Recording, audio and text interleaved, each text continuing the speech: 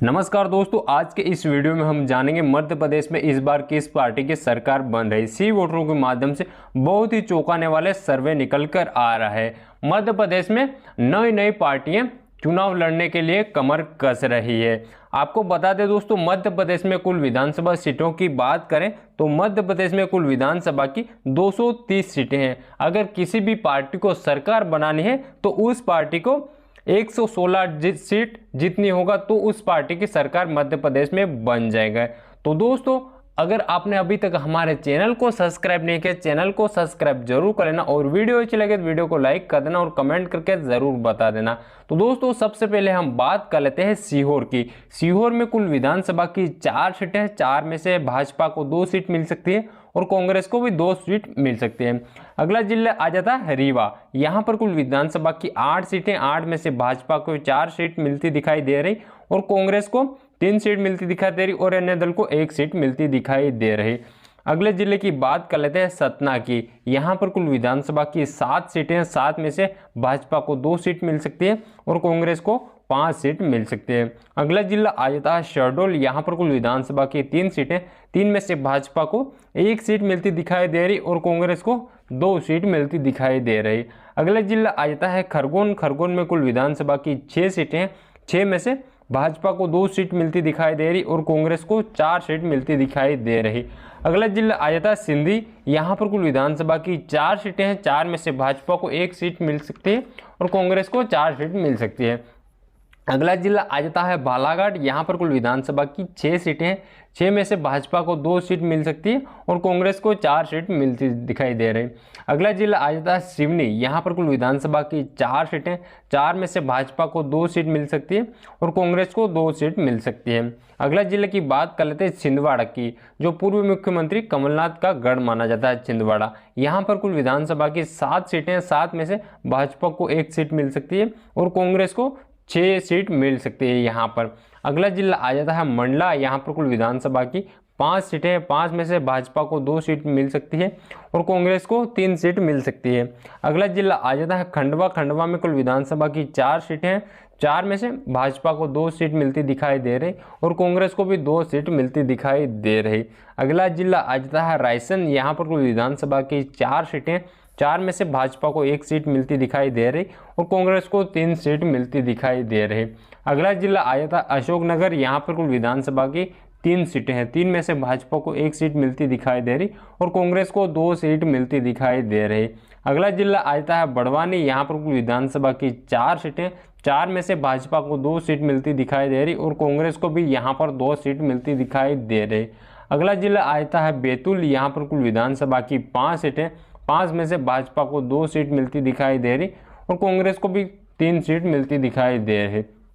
अगला जिला आ जाता है मंदसौर। यहाँ पर कुल विधानसभा की 4 सीटें, 4 में से भाजपा को 1 सीट मिलती दिखाई दे रही और कांग्रेस को 3 सीट मिलती दिखाई दे रही। अगला जिला आ जाता है नरसिंहपुर। यहाँ पर कुल विधानसभा की 4 सीटें, 4 में से भाजपा को 1 सीट मिलती दिखाई दे रही और कांग्रेस को 2 सीट मिलती दिखाई दे रही और अन्य दल को 1 सीट मिलती दिखाई दे रही। अगला जिला आ जाता है नीमच। यहाँ पर कुल विधानसभा की 3 सीटें, 3 में से भाजपा को 1 सीट मिलती दिखाई दे रही और कांग्रेस को 2 सीट मिलती दिखाई दे रही। अगला जिला आ जाता है उज्जैन। यहाँ पर कुल विधानसभा की 7 सीटें हैं। 7 में से बीजेपी को 4 सीट मिल सकती है और कांग्रेस को 3 सीट मिलती दिखाई दे रही। अगला जिला आ जाता है उमरिया। यहाँ पर कुल विधानसभा की 2 सीटें, 2 में से 2 कांग्रेस को मिल सकती है। यहाँ पर भाजपा को सुपड़ा साफ होते हुए दिखाई दे रहा। अगला जिला आ जाता है भिंड। यहाँ पर कुल विधानसभा की 5 सीटें हैं। 5 में से भाजपा को 2 सीट मिलती दिखाई दे रही और कांग्रेस को 3 सीट मिलती दिखाई दे रही। अगला जिला आ जाता है मुरैना।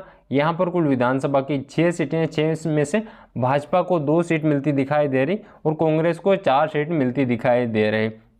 अगला जिला आ जाता है आगर मालवा। यहाँ पर कुल विधानसभा की 2 सीटें, 2 में से 2 कांग्रेस को मिलती दिखाई दे रही। यहाँ पर भाजपा की लुटिया डूबती दिखाई दे रही। यहाँ पर भाजपा का सुपड़ा साफ होते हुए दिखाई दे रहा है। अगला जिला आ जाता है अलीराजपुर। यहाँ पर कुल विधानसभा की 2 सीटें, 2 में से 2 यहाँ पर भी कांग्रेस को मिलती दिखाई दे रही। यहाँ पर भी भाजपा की लुटिया डूबती दिखाई दे रहे। अगला जिला आ जाता है पन्ना। यहाँ पर कुल विधानसभा की 3 सीटें हैं, 3 में से भाजपा को 1 सीट मिलती दिखाई दे रही और कांग्रेस को 2 सीट मिलती दिखाई दे रही। अगला जिला आ जाता है राजगढ़। यहाँ पर कुल विधानसभा की 5 सीटें, 5 में से भाजपा को 2 सीट मिलती दिखाई दे रही और कांग्रेस को 3 सीट मिलती दिखाई दे रही। अगला जिला आ जाता है रतलाम। यहाँ पर कुल विधानसभा की 5 सीटें, 5 में से भाजपा को 2 सीट मिलती दिखाई दे रही और कांग्रेस को 3 सीट मिलती दिखाई दे रही। अगला जिला आ जाता है सागर। यहाँ पर कुल विधानसभा की 8 सीटें, 8 में से भाजपा को 3 सीट मिलती दिखाई दे रही और कांग्रेस को 4 सीट मिलती दिखाई दे रही और अन्य दल को 1 सीट मिलती दिखाई दे रही। अगला जिला आ जाता है मध्य प्रदेश की राजधानी भोपाल।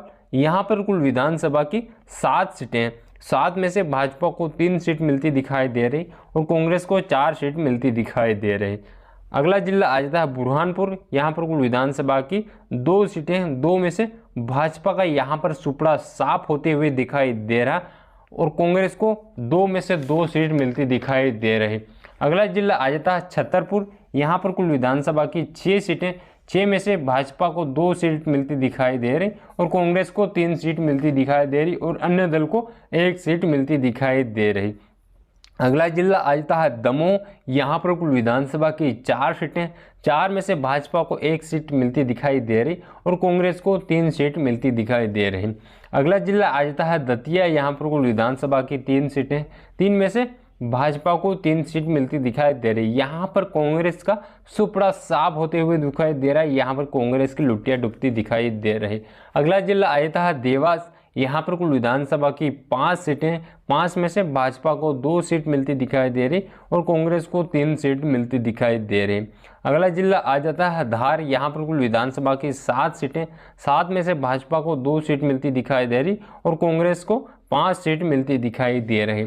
अगला जिले की बात कर लेते हैं डिंडोरी की। यहाँ पर कुल विधानसभा की 2 सीटें, 2 में से 1 भाजपा को मिलती दिखाई दे रही और 1 कांग्रेस को मिलती दिखाई दे रही। अगले जिले की बात कर लेते हैं शिवपुरी की। यहाँ पर कुल विधानसभा की 5 सीटें, 5 में से भाजपा को 2 सीट मिलती दिखाई दे रही और कांग्रेस को 3 सीट मिलती दिखाई दे रही। अगला जिला आ जाता है सिंगरौली। यहाँ पर कुल विधानसभा की 3 सीटें, 3 में से भाजपा को 1 सीट मिलती दिखाई दे रही और कांग्रेस को 2 सीट मिलती दिखाई दे रहे।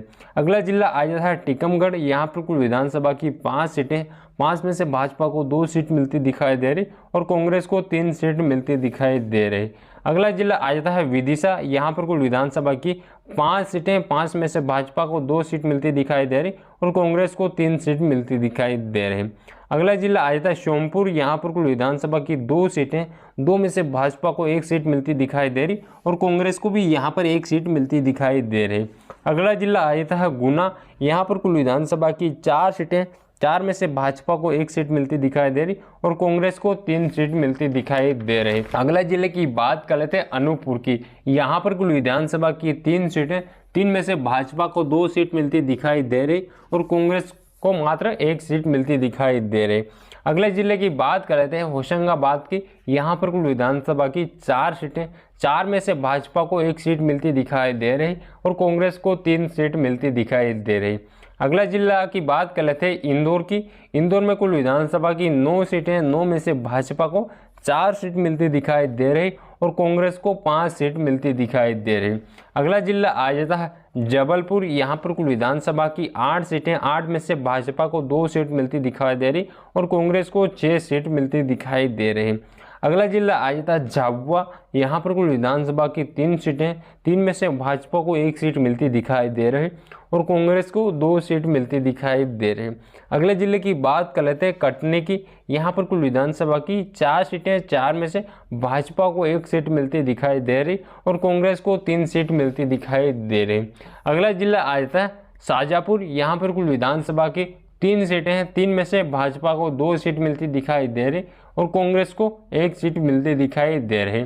अगला जिला आ जाता है ग्वालियर। यहाँ पर कुल विधानसभा की 6 सीटें, 6 में से भाजपा को 4 सीट मिलती दिखाई दे रही और कांग्रेस को 2 सीट मिलती दिखाई दे रही।